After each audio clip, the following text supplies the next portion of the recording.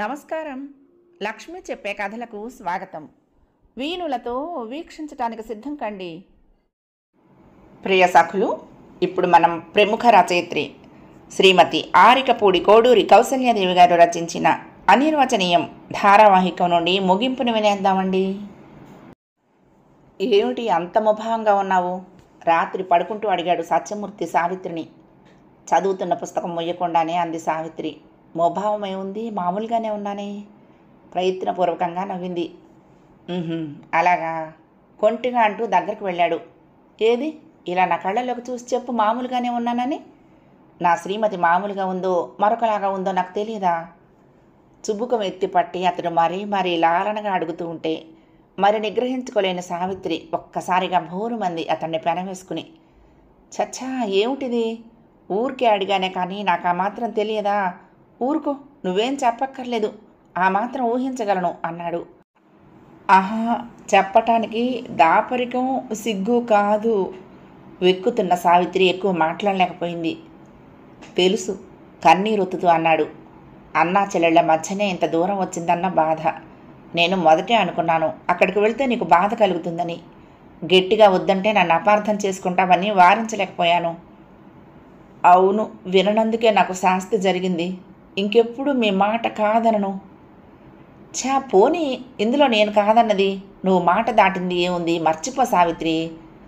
అంతకంటే ఆరాగా సత్యమూర్తి అడగను లేదు, సావిత్రి వివరించను లేదు. నిన్న మీ అన్నగారింటికి వెళ్ళావు, ఏమిటి విశేషాలు? అడిగింది మర్నాడు ఉదయం గోవిందమ్మ. అంతా బాగానే ఉన్నారండి అంది నిర్మలంగా సావిత్రి. ఏమీ జరగనట్లే.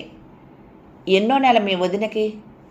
9 అనుకుంటాను, నేను అడగలేదండి. అవునులే, చిన్నపిల్లవి, నీకు సిగ్గు కాదు? అత్తగారి అమాయకత్వానికి ముగ్ధురాలయ్యింది సావిత్రి. అనుభవశాలి అయిన నాంచారమ్మ ఆ మాత్రం కూడా అడగలేదు. ఆ సాయంత్రం వరకు తల్లి తానే అడుగుతుందేమోనని చూసిన సావిత్రి మరి భరించలేక తల్లి ఒక్కతే ఉన్నప్పుడు సంభాషణకు ఉపక్రమించింది. నిన్న మన ఇంటికి వెళ్ళానమ్మా అన్నయ్య. నాకేం చెప్పనక్కర్లేదు, సగంలోనే త్రుంచేసింది సంభాషణను నాంచారమ్మ. నే అన్నను కాను, నువ్వు చెల్లివి కావు, ఇంకెప్పుడు రావద్దు అని ఉంటాడు భాస్కర్. నువ్వు ఆ దుఃఖాన్ని నిన్నటి నుంచి ఇవాటి వరకు దాచుకుని ఆ భారాన్ని మరి మొయ్యలేక ఇప్పుడు నాకు చెప్తున్నావు, అంతేనా అంది. దిగ్భ్రాంతురాలై చూసింది సావిత్రి మాట రాక. ఏం, అవన్నీ నాకెలా తెలిసాయని చూస్తున్నావా? ఆ మాత్రం తెలివి లేకుండానే ఇంత వయసు చెల్లిపోలేదు నాకు. ఆ మాత్రం సంతోషకర విషయమే ఉంటే పుట్టింటికి వెళ్ళిన ఆడపిల్లవు ఎగిరి గంతేస్తూ రాకపోయేదానివా? ఆ నిమిషంలోనే విశేషాలన్నీ ఏకరవ పెట్టకపోదువా? అందుకే నేను ముందే హెచ్చరించాను. కానీ అమర్యాదలు చేయించుకుంటేనే కానీ నీకు తెలిసి రాలేదు. తల్లికి గల అనుభవైక జ్ఞానానికి విస్మయ చెప్తురాలవటం మినహా సావిత్రి మరేమీ మాట్లాడలేకపోయింది. పోనీలేమ్మా, కుమార్తె తలపై చెయ్యి వేసి నిమృతూ అంది నాంచారమ్మ. ప్రపంచంలో అందరికీ అన్ని ప్రేమలు లభించవు. మాతృప్రేమ, పితృప్రేమ, సోదర ప్రేమ, పతి ప్రేమ, పుత్ర ప్రేమ, ఇన్నింటిలో ప్రతి ఒక్కటి ఏ ఒక్కరికి లభించవు. కొందరికి కొన్ని దుర్లభం. స్త్రీ జీవితంలో అన్నిటికంటే ముఖ్యమైనది పతి అనురాగం. అది నీకు సంపూర్ణంగా లభ్యమైంది. పుత్ర ప్రేమ కూడా నీకు లభించాలని మనసారా ఆశీర్వదిస్తున్నాను. సోదర ప్రేమ కూడా దుర్లభమైనదే, కానీ నువ్విప్పుడు అందుకు విచారించవలసిన పని లేదు. దైవ సమానుడైన భర్తున్నాడు నీకు. నా కొడుకు నాకు దూరమైన అల్లుడే కుమారుడిలా చూసుకుంటున్నాడన్న తృప్తితో నేను బ్రతుకుతున్నాను. అందరూ నీ అత్తగారంత అదృష్టవంతులుండరు. నిర్మలంగా సాగిపోతున్న ఈ మన జీవితాలలో ఇంకే కలతలు రాకుండా ఇలాగైనా సాగిపోవాలని తప్ప ఇంకేమీ నేను కోరుకోవటం లేదు అంటూ నాంచారమ్మ ఓదార్చింది. సుమారు 1 నెల అనంతరం ఉదయమే లేచి దినకృత్యాలలో మునిగి ఉన్న గోవిందమ్మ వీధి గదిలో ఎవరిదో పిలుపు వినిపించడంతో పని మాని వెళ్ళి చూసింది. అమ్మాయి సావిత్రి, చూడమ్మా, ఎవరో మనిషి మీ అన్నయ్య పంపారంటూ వచ్చాడు అంటూ పిలిచింది. పూజలో ఉన్న సావిత్రి కంగారుగా వచ్చింది. జ్వరం వచ్చి పడుకుని ఉన్న నాంచారమ్మ కూడా ఆత్రంగా లేచొచ్చింది. ఆగంతకుడిని పరీక్షగా చూడటమే కానీ తల్లి కూతుళ్ళు తమంతా తాము ఏమీ ప్రశ్నించలేకపోయారు. అమ్మా, భాస్కర్ గారి చెల్లెలైనా మీరు? సావిత్రి వంక చూస్తూ అడిగాడు ఆ వచ్చిన మనిషి. అవునండి. అతి సౌమ్యంగా అడిగింది సావిత్రి. అన్నలో ఏమైనా మార్పు కలిగి తనకు కబురు పంపాడేమోననే ఆశ ఆమె కళ్ళల్లో ప్రతిబింబించింది. అమ్మా, ఒక సంగతి ఉందండి అన్నాడు అతను. ఏమిటది? సావిత్రి నాంచారమ్మ ఒకేసారి అడిగారు. మీరు క్షమించాలి, ఒక సంగతి మాట్లాడాలి. నేను మీకు తెలియను కానీ మీ నాన్నగారు నేను స్నేహితులం అన్నాడు ఆ వ్యక్తి. సంతోషం, చెప్పండి ఏమిటో. మరేం లేదు నాంచుతూ అన్నాడు అతడు. ఆ ఇల్లు భాస్కర్ అమ్మ చూపుతున్నాడు. అందులో మీ ప్రమేయమేమి అనవసరమని, తనదే అంతానని అంటున్నాడు. కానీ ఇల్లు అమ్ముతున్నాడా? బాధగా అంది నాంచారమ్మ. పెద్దలు ఇచ్చిందనే ప్రేమ కూడా లేదే వాడికి దాని మీద అంది. నిజమేనమ్మా, ఆ మాటే నేను హితైషిని కనుక అతడికి చెప్పి చూశాను. కానీ వినటం లేదు. తండ్రిది కనుక తనదేనని, అమ్మటానికి హక్కు ఉందని అంటున్నాడు. కానీ ఇప్పుడు ఆడపిల్లకు కూడా దానిపై హక్కు ఉంటుంది. అదే అడగాలని మీ దగ్గరకు వచ్చాను. మరి కొనుక్కుంటే మీకు అంగీకారమేనా అమ్మా? మీరు సంతకం పెడతారా అడిగాడు ఆ వ్యక్తి. పెట్టరు కఠినంగా పలుకుతూ ప్రవేశించాడు అప్పుడే నిద్రలే చూస్తున్న సత్యమూర్తి. ఆ ఇంటిపై ఆశ అయితే మాకు లేదు కానీ సంతకాలు సాక్షురాళ్ళు మాత్రం మాకు అనవసరం. మా సావిత్రికి ఎటువంటి ప్రమేయమూ లేదు అన్నాడు. ఏమమ్మా, మీరేమంటారు? అతడు సావిత్రిని ప్రశ్నించాడు. వారి మాటే నా మాట, ఇక నేను వేరే అనేది ఉంది, మీరు వెళ్ళవచ్చు అంటూనే ఇంట్లోకి వెళ్ళిపోయింది సావిత్రి. మీరేమంటారు అన్నట్టు అతడు నాంచారమ్మ వంక చూడసాగాడు. నాయన, అంతగా అడుగుతున్నారు, కొనుక్కునేది ఆ ఇంటిని తమరేననుకుంటాను, అవునా? నిష్కర్షగా అడిగింది నాంచారమ్మ. అదే నేనేననుకోండి, మరొకరు తీసుకున్నా అంతే కదండి, అందుకే నేనే కొందామని. వింటూనే ఉగ్రుడైపోయాడు సత్యమూర్తి.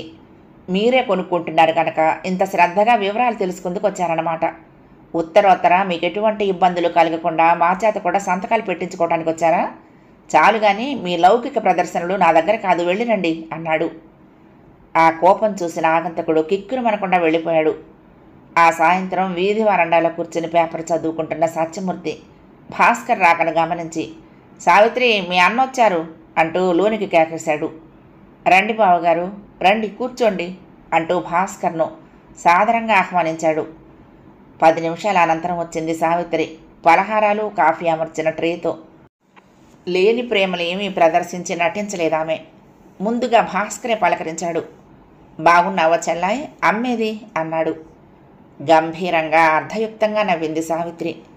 చెల్లెలే లేదని నిర్ధారించుకున్న అన్న తనకు తానే వెతుకుతూ రావటం విశేషమే అంది. ఏమీ కానట్లే జరగనట్లే పక్కపక్క నవ్వేశాడు భాస్కర్. చాలా కోపం వచ్చిందే నా మీద. పోనీ అన్నయ్య మారాడనుకోరాదు అన్నాడు.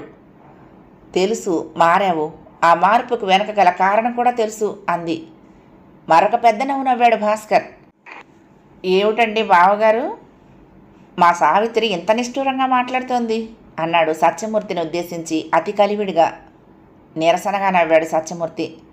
మీ అన్నా చెల్లెళ్ల మాటల్లో నేను కలగ చేసుకోకూడదు అన్నాడు.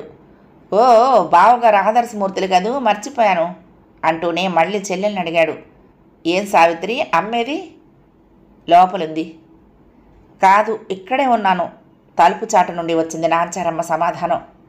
అబ్బా, ఎన్నాళ్లయిందమ్మా నిన్ను చూసి, ఎలాగున్నావు అతి ప్రేమగా అడుగుతూ గుమ్మం దగ్గరకు వెళ్ళాడు. బాగానే ఉన్నాను. జయంతి కులాసాగా తిరుగుతోందా అడిగింది నాంచారమ్మ. తిరుగుతూనే ఉందమ్మా. కొంతసేపు సంభాషణ జరగలేదు. అమ్మా, జరిగిందేదో జరిగిపోయింది, మన ఇంటికి వచ్చేయమ్మా, వెళ్ళిపోదాం అన్నాడు. ఆహా, నా చెవులను నేనే నమ్మలేకుండా ఉన్నానయ్యా అంది నాంచారమ్మ. ఆ మాటలు ఎందుకులేమ్మా, ఏదో జరిగిపోయింది, మర్చిపో. అప్పుడు నా బుద్ధి గడ్డి తింది, ఇప్పుడు రమ్మంటున్నాను కదా. చాలా సంతోషం నాయనా, నీ బుద్ధి ఎప్పుడూ ఇటువంటి సన్మార్గంలోనే నడవాలని దైవాన్ని కోరుకుంటున్నాను. కానీ ఈ ముది వయసులో ఇక నా బుద్ధి మాత్రం గడ్డి తినకూడదు. నువ్వు పొమ్మంటే పోయి రమ్మంటే వచ్చే కుక్కను కాదు కదా నేను. భాస్కర్ ముఖం మలినమైంది. కనుబొమ్మలు ముడిపడ్డాయి. కొంచెం సేపటికి తిరిగి మామూలు మనిషి అయ్యాడు.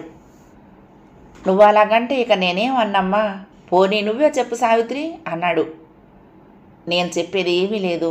ఆనాడు ఆమె ఇంటి నుంచి ఆమెను బయటికి నెట్టింది నేను కాదు, ఆమెను తృణీకారంగా మాట్లాడింది నేను కాదు. ఇవాళ ఇక్కడి నుండి వెళ్ళమనటానికి ఆమె నాకు బరువు కాదు. ఆమెకు నేను కన్నబిడ్డను కాకపోనూ లేదు అంది సావిత్రి. అంటే నేను కన్నబిడ్డను కానని రుజువు చేసుకున్నానంటావా? అవన్నీ అనాల్సిన పని నాకు లేదు. ఆనాడెందుకు పొమ్మన్నావో తెలుసు, ఈనాడెందుకు వచ్చావో కూడా తెలుసునని అనుకుంటున్నాను. ఇప్పుడు అవసరం ఉంది కదా అని రమ్మని చాకరీ చేయించుకుని వదిన ప్రసవం వగైరాలు కాగానే పొమ్మనమనే నమ్మకం ఏమిటి? అందుకే అమ్మ రానంటుంది. నేను పంపనంటున్నాను. నీకంతగా మాపై ప్రేమాభిమానాలే కలిగితే నీకిష్టం వచ్చినప్పుడల్లా ఇక్కడికి రావటానికి చూడటానికి నాకే విధమైన అభ్యంతరమూ లేదు అంది సావిత్రి. షాక్ తిన్నట్లుగా ముఖం పెట్టాడు భాస్కర్. నాంచారమ్మ దృఢంగా అంది, చూడు భాస్కర్, ఎందుకు ఈ వాదోపవాదాలు? మాటి మాటికి ఆశ్రయం మార్చే పశుపక్షాదుల వంటి జీవితం కాదు భారత స్త్రీది.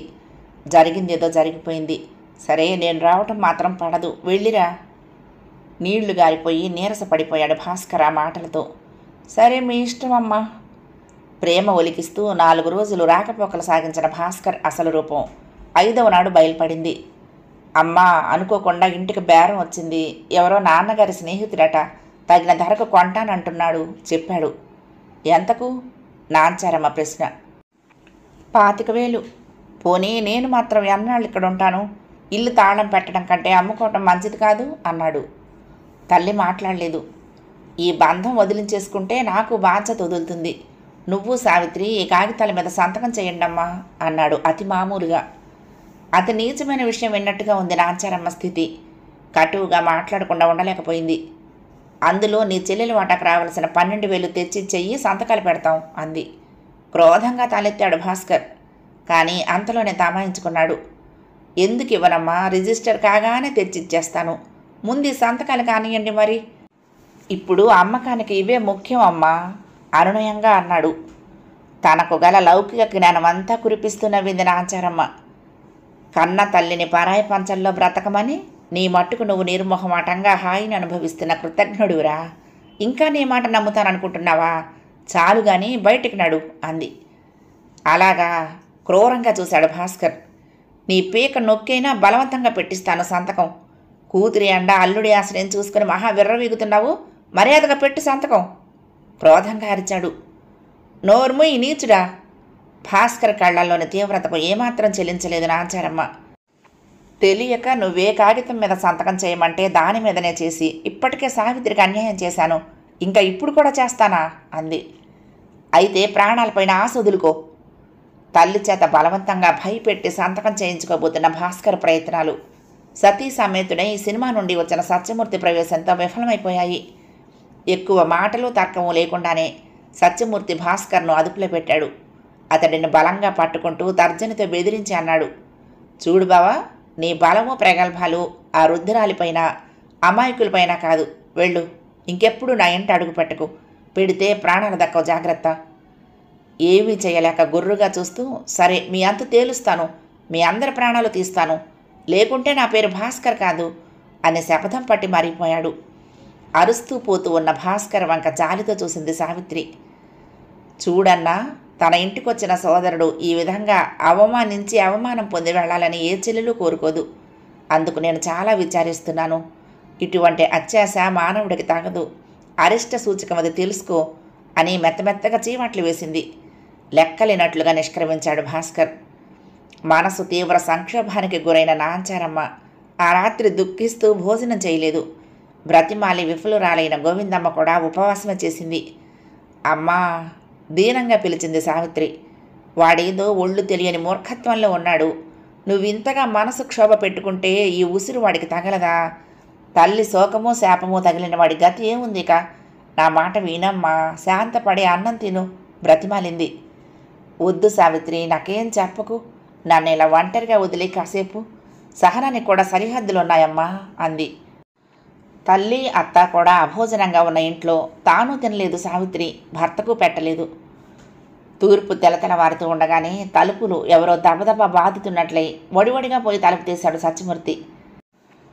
తలుపు తెరిచి తెరవకముందే సావిత్రమ్మగారు ఉన్నారండి అని ఆత్రంగా అడుగుతూ ప్రవేశించాడు ఒక యువకుడు. మీరెవరు? ఎందుకు? ప్రశ్నించాడు సత్యమూర్తి. జయమ్మ గారికి నొప్పులు వస్తున్నాయండి, తొందరగా వారి అత్తగారిని ఆడబిడ్డను తీసుకురమ్మన్నారు చెప్పాడతను. నువ్వెవరివి? అనుమానంగా అడిగాడు సత్యమూర్తి. సావిత్రమ్మ గారికి తెలుసండి, వారింటి పక్కవాడినే అన్నాడతను. భాస్కర్ ఏమయ్యాడు? సావిత్రితో పనే ఉంది, నొప్పులొస్తే ఆసుపత్రికి తీసుకువెళ్ళమను. భాస్కర్ గారు నిన్న రాత్రి నుండి ఇంటికి రాలేదండి. ఆ కంగారుతోనే తెల్లవార్లు నిద్ర లేకుండా కూర్చున్నారు. ఆయన ఇప్పటికీ ఇంకా రాలేదు. జయంతి గారికేమో నొప్పులు ప్రారంభమయ్యాయి. రెండో ఆసరా ఎవరూ లేరు ఇంట్లో అన్నాడతను. సత్యమూర్తి అనుమానంతో చూశాడు. సరే పద, నేనొస్తాను, తర్వాత ఆలోచిద్దాం, సావిత్రి రావటం మాట అన్నాడు. అయ్యో అదేమిటి? వాకిల్లో ముగ్గు వేయటానికి అప్పుడే అటుగా వచ్చిన గోవిందమ్మ ఆందోళనగా అంది. నువ్వక్కడివి వెళ్ళి ఏం చేస్తావు? ఇప్పుడు ఆడ సాయం ఎంతైనా అవసరం. మేమందరం వస్తాము. నువ్వు భాస్కర్ ఎక్కడున్నాడో చూడు, ఇంట్లో మేము చూసుకుంటాం జయంతి సంగతి చెప్పింది. ఏం అవసరమో నాకు తెలిసిలేమ్మా విసుగ్గా అన్నాడు సత్యమూర్తి. అవతలి వాళ్ళు కబురంపేదంతా నిజమైన నమ్మకం ఏంటి? సావిత్రిని అత్తగారిని ఈ మిషతో అక్కడికి రప్పించి ఏమైనా బలవంతంగా సంతకాలు చేయించుకోవాలనే పన్నాగమేమో ఇది అన్నాడు. నీరస పడిపోయింది గోవిందమ్మ వింటూనే. అవునులే, అదే కావచ్చు, ఇక నేననేది ఏముంది అంది మెల్లగా. నేను వెళ్ళొస్తాను, నా నుంచి నమ్మకంగా కబురు తెలిస్తే తప్ప మీరెవరూ ఇల్లు వదిలి రావద్దు అని హెచ్చరిస్తూ వెళ్ళిపోయాడు సత్యమూర్తి. సావిత్రి, నాంచారమ్మ, గోవిందమ్మ ఎవరి మట్టుకు వారే మనసంతా భయాందోళనలతో నిండిపోగా క్షణాలు లెక్క పెట్టుకుంటూ కూర్చున్నారు. వారిలో వారికైనా ఒకరితో ఒకరు మాట్లాడుకోవాలని అనిపించలేదు. నిత్యకృత్యాల్లో నిమగ్నం అవటానికి మనస్కరించలేదు. టైం ఎంత అవుతుందో కూడా గమనించలేదు. అలా ఎదురు చూడగా 12 గంటలకు వచ్చాడు సత్యమూర్తి. ఏమిటండి ఇంత ఆలస్యంగా వచ్చారు? వదిన ఎలా ఉంది? అన్న వచ్చాడా? ప్రశ్నల వర్షం కురిపించింది సావిత్రి. మీ అన్న రాలేదు, కానీ జయంతి విపరీతంగా బాధపడుతోంది. నేను హాస్పిటల్లో చేర్చొచ్చాను. నడవండి, మిమ్మల్ని తీసుకువెళ్ళటానికే వచ్చాను అన్నాడు. అప్రాచ్యుడు నెలలు నిండిన దాన్ని ఏ తోడు లేకుండా వదిలి ఎక్కడికి పోయాడు? తోడు నీడ అని ఊరికే అన్నారా పెద్దలు? మనుషుల్ని కాలదనుకున్నట్టే ఉంటుందా? పరిపరి విధాల నొచ్చుకుంటూ వాపోయింది నాంచారమ్మ. హాస్పిటల్ గదిలో బల్ల మీద బాధపడుతూ పడి ఉన్న జయంతి సావిత్రిని, నాంచారమ్మ, గోవిందమ్మలను చూడగానే భూరుమని ఏడ్చింది. ఎలా ఉంది జయంతి అని నాంచారమ్మ ఆప్యాయంగా అడిగిన కొద్దీ ఆమె శోకం హెచ్చసాగింది. సత్యమూర్తి సావిత్రిని చాటుకు పిలిచి, ముందు మీ అన్న సంగతి అడుగు. ఆమె ఏదో చెప్పలేక చెప్పాలనుకుంటున్నట్టు కనిపిస్తోంది నాకు. అతడిని తీసుకురావటం ప్రధానం కదా అసలు అన్నాడు. వదినా దగ్గరగా వెళ్ళి ఆప్యాయంగా పిలిచింది సావిత్రి. అన్న ఎక్కడికి వెళ్తానన్నాడు? చెప్తే ఆయన వెళ్ళి తీసుకొస్తారు అంది. మాట్లాడకుండా ముఖం చేతులతో కప్పుకుని ఇంకా కుమిలి ఏడవసాగింది జయంతి. ఏమిటొదినా మరీ ఇంత ఇది? ఆడవాళ్ళకందరికీ ఎప్పుడో ఒకప్పుడు తప్పని బాధే కదా ఇది. కొంచెం తమాయించుకుని మాట చెప్పు మరి అంది. ఏం చెప్పను సావిత్రి, చెప్పటానికి ఏమీ లేదు. కర్మ అనుభవిస్తున్నాను అంతే. మీరు కూడా వెళ్ళిపోండి, ఎవ్వరూ వద్దు. నాకు ఈ శాస్తి జరగాల్సిందే అంది. శ్రోతలంతా ఒక్కసారిగా నివ్వెరపోయారు.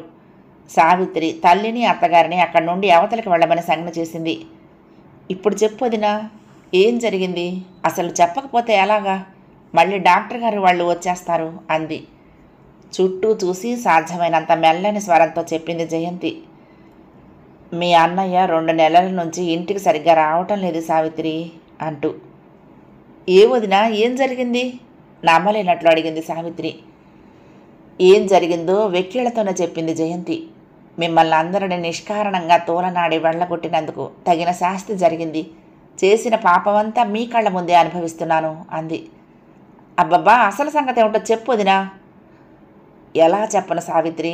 ఆయనకెవరో ఉంపుడు కత్త దాపురించింది. రేయింబవళ్ళు అక్కడే నివాసం. 10 రోజుల నుండి మరీను. నా ముఖము నేను వేకటైపోయాము. వింటూనే కొద్ది క్షణాలు బిగుసుకుపోయింది సావిత్రి. నిజమే వింటున్నానా నేను? తనలో తాను గొణుక్కుంది. అవతల నుండి వింటున్న నాంచారమ్మ నిర్జీవ పడిపోయింది. గోవిందమ్మ ఆశ్చర్యంగా చూడసాగింది. పర్వాలేదు, ఎక్కడున్నా నేను తీసుకొస్తాను హామీగా అన్నాడు సత్యమూర్తి.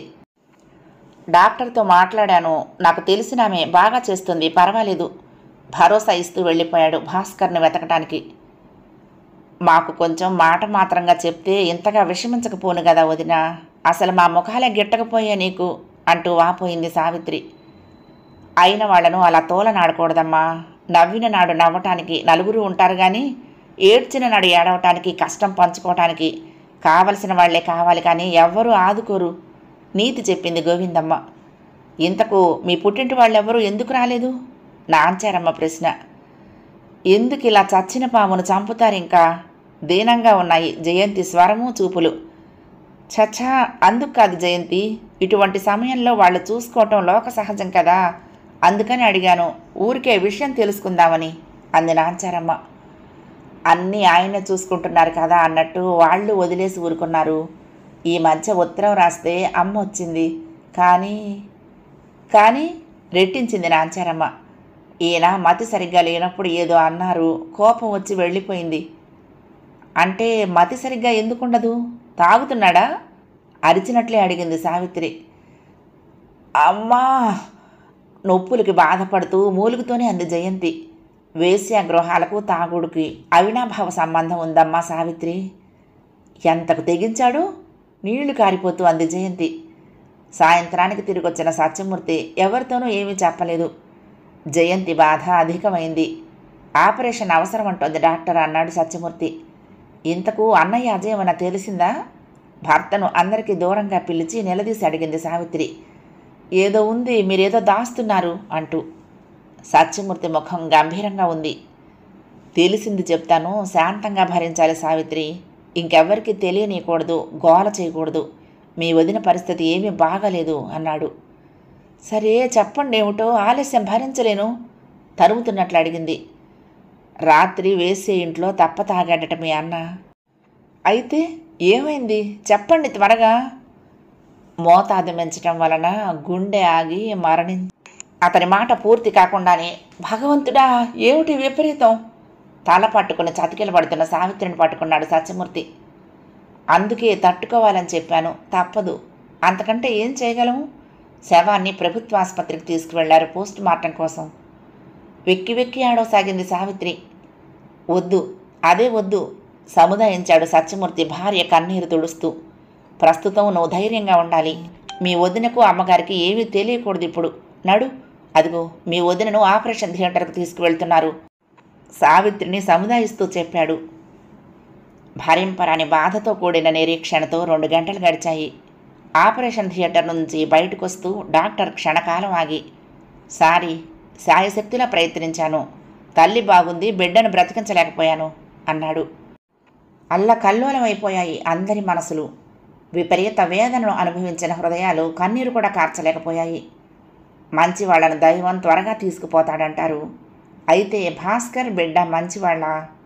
వృద్ధాప్యంలో వైధవ్యంతో పాటు కడుపు కోత కూడా అనుభవించవలసి వచ్చింది. నేను అంత పాపమేం చేశాను, నాకెందుకు ఇంకా చావు రాలేదు? ఇంకా 4 కాలాల పాటు బిడ్డ పాపలతో మనవలసిన వాడికి ఏమిటి అకాల మరణం అంటూ రోధించింది నాంచారమ్మ. పాపానికి శిక్ష మరణమే అయితే భాస్కర్ కంటే అధికంగా అతడి తల్లిని చెల్లెల్ని బాధించి అవమానించి ఇల్లు వెళ్లగొట్టిన జయంతి ఎందుకు బ్రతికింది? పతీసుతుల శోకంతో బ్రతికినన్నాళ్ళు ద్రిగుళ్లమన. అతి సాధువైన అత్తకు, పరమపాతకైన కోడలికి ఒకే శిక్ష విధించిన దైవానికి పాపపుణ్య విచక్షణ జ్ఞానం ఉన్నదని ఎలా అనుకోవటం? అదే గోవిందమ్మ ఆంతర్యంలో తెగని సమస్య, తేలని తర్కం. అత్తకి కోడలికి కూడా వైధవ్యం, కడుపు శోకం. మనసు మైదానంలా నిరామయంగా మారిపోయిన సావిత్రి ఆలోచన పరిధిలో భావాలు చిత్రంగా కదలాడాయి. సరిగ్గా బ్రతకలేక ఒకరిని బ్రతకనీయక బాధపడిన మనుషులు అసూయతో అసహ్యకరంగా ప్రవర్తించే కంటే మరణంతో పునీతులవ్వటమే మంచిదేమో. కానీ పుట్టగానే గిట్టిన ఆ పసికందు అసలెందుకు ఈ లోకంలోకి వచ్చినట్టు? అదే ఇంట్లో అదే కడుపున పుట్టిన ఆడబిడ్డనే అన్యాయం చేసి అన్నీ తానే సొంతం చేసుకున్నాడు అన్నయ్య. కానీ అట్టే రోజులు అనుభవించలేదా అక్రమపు వైభవం? మనిషికి కావలసింది ఐశ్వర్యమా, లేక ఆఖరున 6 అడుగుల నేల? సవ్యమైన సుఖమైన చావు, సక్రమమైన అంత్యక్రియలునా? డాక్టర్ సత్యమూర్తి కూడా చెల్లించాడు. దగ్గర బంధువు, స్వయాన బావమరిది మరణం, శిశువు మరణం చూసి. మానవ యంత్ర నిర్మాణం, దానికొచ్చే జబ్బులు, బాగోగులు, జనన మరణాలు వగైరా వివరాలన్నీ తెలిసినా మళ్ళీ మరణం ఎప్పటికప్పుడే కొత్తగా భయంకరంగా కనిపిస్తుంది. ఏమిటిది? ఏమిటసలు? ఈ లోకంలోకి వచ్చిన వెంటనే ఎందుకు తిరిగిపోయినట్టు ఆ పసివాడు? అన్నీ తనకే కావాలంటూ సొంతం చేసుకుని అందరినీ వెళ్ళగొట్టుకున్న జయంతి, ఈ బిడ్డ నాకే కావాలి, ఈ భర్త నాది, పోవను వీల్లేదు అని ఎందుకు పట్టుకోలేకపోయింది? ఏమిటి మరణాల ఆవలి తీరం? అంతగా ఇహంలో అభిమానం విడిచి ప్రాకులాడిన భాస్కర్ అంత సుఖైశ్వర్యాల కోసం తెలిసి కొట్టుమిట్టాడుతాడు. తప్పదని తెలిసి మృత్యువుకు తయారు కాడు. ఈ మృత్యువే లేకపోతే మానవుడు ఇంకా అన్యాయాలను అధికం చేసి మెత్తటి వాళ్లను బాధించి తామే రాజ్యమేలుదురు. మనిషిని అదుపులో పెట్టి బంధించలేకపోయే ఈ మరణం ఎంత అనిర్వచనీయమైనది. నవల సమాప్తం. ప్రియ సఖులు, ఈ నవల మీకు నచ్చితే తప్పకుండా లైక్ చేయండి, షేర్ చేయండి, కామెంట్ చేయండి, సబ్స్క్రైబ్ చేసుకుని నన్ను ఎంకరేజ్ చేయండి. ఉంటానండి. ప్రేమతో లక్ష్మి, కృష్ణాతీరం, దుర్గమ్మ సన్నిధానం. నమస్తే.